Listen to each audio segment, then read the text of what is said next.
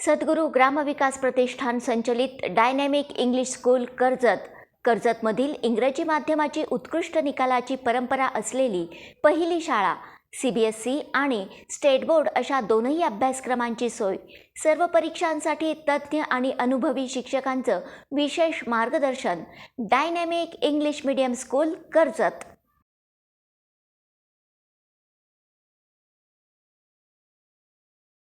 नाशिक विधान परिषद शिक्षक मतदारसंघाच्या निवडणुकीसाठी कर्जतमध्ये उत्स्फूर्त मतदान झाल्याचं आपल्याला पाहावयास मिळालं। मतदान केंद्राच्या बाहेर मतदारांनी रांगा लावल्या होत्या।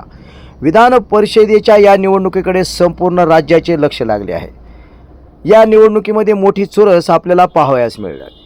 कर्जत तहसील कार्यालयाबाहेर एकमेव मतदान केंद्र या ठिकाणी तयार करण्यात आले होते। दुपारनंतर मतदान केंद्रावर मतदारांनी मतदान करण्यासाठी रांगा लावल्या होत्या।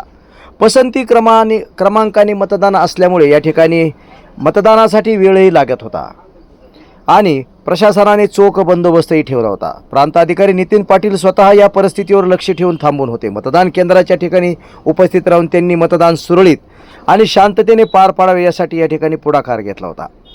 मतदान केंद्राच्या बाहेर सर्वच उमेदवारांचे कार्यालय देखील उभा करण्यात आले होते। त्या ठिकाणी मतदारांशी आम्ही संवाद साधला। ऐकूया काय म्हणाले यावेळी मतदार। विधान परिषदेच्या शिक्षक आमदार मतदारसंघासाठी आपण पाहिलं तर अहमदनगर जिल्ह्यामध्ये अतिशय उत्स्फूर्तपणे मतदान सुरू असल्याचं आपल्याला पाहावयास मिळतं। आपण कर्जत येथील मतदान केंद्राच्या बाहेर आहोत। आता जर पाहिलं तर मतदान केंद्रावर या ठिकाणी रांगा लागलेल्या आहेत आणि मोठ्या उत्साहामध्ये मतदान करतायत। मोठी चुरस या निवडणुकीमध्ये या ठिकाणी आपल्याला पाहावयास मिळतं। सर्वात जर पाहिलं तर यावेळी पसंती क्रमाने हे मतदान आहे, त्यामुळे वेगवेगळ्या पसंतीने या ठिकाणी मतदान होत आहे। त्यामुळे मतदान केंद्रामध्ये मतदान करण्यासाठी थोडासा वेळ लागतो। पसंती क्रमांक देतानाही शिक्षक किंवा जे मतदार आहेत ते विचार करून या ठिकाणी वोटिंग करतायत आणि नेहमीच्या पद्धतीपेक्षा वेगळी पद्धत असल्यामुळं या निवडणुकीमध्ये आपण जर पाहिलं तर मतदारांना पुरेसा वेळही लागतो आहे। आणि सर्वात महत्त्वाचं यावेळीच्या निवडणुकीमध्ये आपण जर पाहिलं वेगळं वैशिष्ट्य की एकमेकावर मोठ्या प्रमाणामध्ये आरोप प्रत्यारोप देखील झालेत।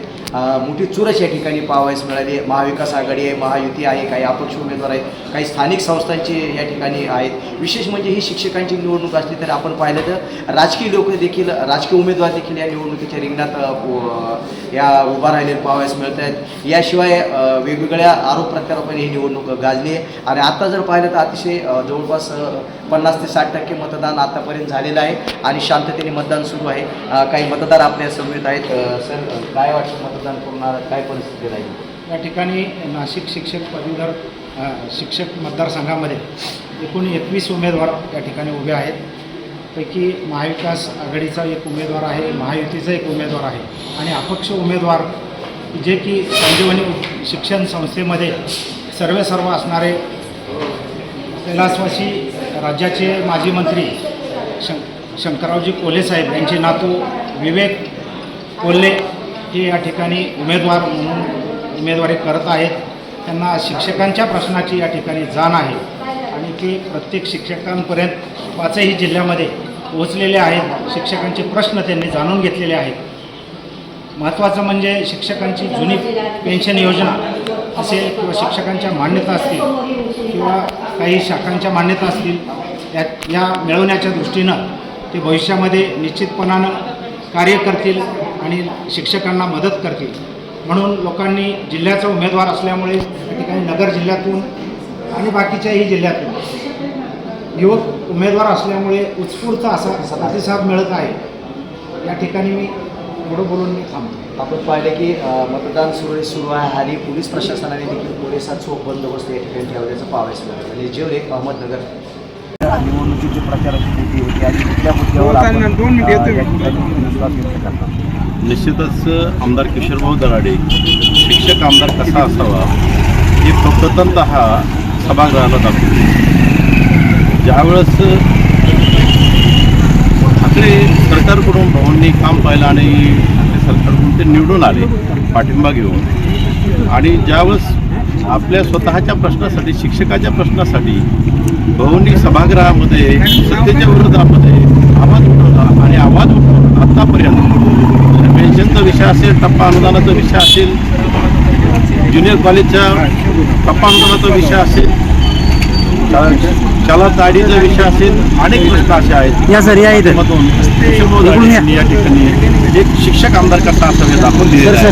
गेल्या 5.5 वर्षामध्ये 6 वर्षामध्ये कोरोनाचा 1 वर्षाचा काळ पाहता भाऊंनी अगदी या 5 जिल्ह्यामध्ये 54 तालुक्यामध्ये असणारा हा जो सर्वात मोठा मतदारसंघ आहे, या मतदारसंघामध्ये की एखाद्या शाळेच्या मुख्याध्यापकाने असं झालं नाही की भाऊंना या ठिकाणी एक पत्र दिलं, मला शाळेला संगणक पाहिजे, मला प्रोजेक्टर पाहिजे, मला या ठिकाणी पुस्तकं पाहिजेत, अशा प्रकारे कुठली मागणी न करता मला वाटतं हा पहिला आमदार आहे की ज्यांनी शिक्षकांच्या व्यथा, शिक्षकांचे प्रश्न जाणून घेतले आणि या ठिकाणी प्रत्येक शाळेला हा माझा आहे का हा विरोधातला याने मला मतदान केलं की नाही हे केलं कधी भाऊंनी पाहिलं नाही. प्रत्येकाला शाळेला या ठिकाणी आपल्या स्वतःच्या स्थानिक विकास फंडामधून काही ना काही देण्याचा या ठिकाणी प्रयत्न केलेला आहे.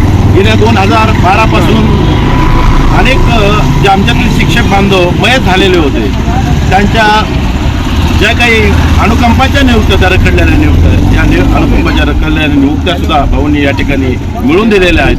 निश्चितच गेल्या 6 वर्षातलं भाऊंचं काम पाहता आज भाऊंचा विजय हा निश्चित आहे. या ठिकाणी कुठल्याही प्रकारे भाऊ आज कसल्याही प्रकारचा संदेह नाही.